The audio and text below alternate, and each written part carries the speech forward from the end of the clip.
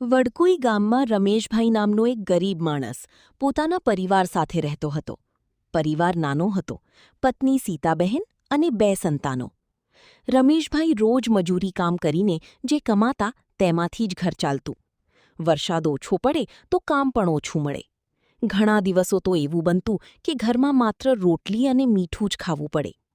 પણ રમેશભાઈ હંમેશા એક વાત કહેતા, ગરીબી કાયમ નથી રહેતી, મહેનત કાયમ રહે છે.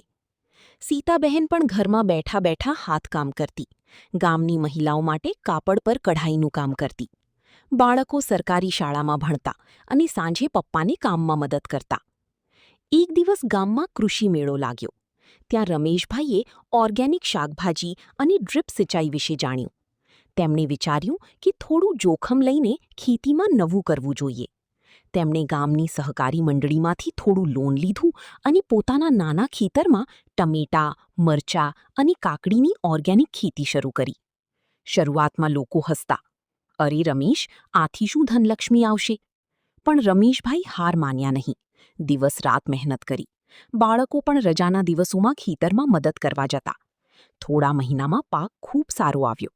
શહેરના વેપારીઓ સીધા ખેતરે આવવા લાગ્યા, કારણ કે ઓર્ગેનિક શાકભાજીની માંગ વધી ગઈ હતી. એક વર્ષમાં રમેશભાઈએ લોન ચૂકવી દીધી, પછી વધુ જમીન ભાડે લઈને ખેતી વધારી. સીતાબહેને પોતાનું મહિલા જૂથ શરૂ કર્યું અને ગામની મહિલાઓને કામ આપવાનું શરૂ કર્યું. થોડા વર્ષોમાં તેમનું નાનું કાચું ઘર મોટા પાકા મકાનમાં બદલાઈ ગયું. બાળકો પણ સારા ભણ્યા. દીકરો કૃષિ અધિકારી બન્યો અને દીકરી શિક્ષિકા બની. એક દિવસ ગામના સરપંચે સમારંભમાં રમેશભાઈને સ્ટેજ પર બોલાવ્યા અને કહ્યું, આ પરિવાર સાબિત કરે છે કે ગરીબી નસીબ નથી, મહેનત અને હિંમતથી જીવન બદલાઈ શકે છે. આ વાત સાંભળીને આખું ગામ તાળીઓ પાડી ઉઠ્યું અને રમેશભાઈની આંખોમાં ખુશીના આંસુ આવી ગયા.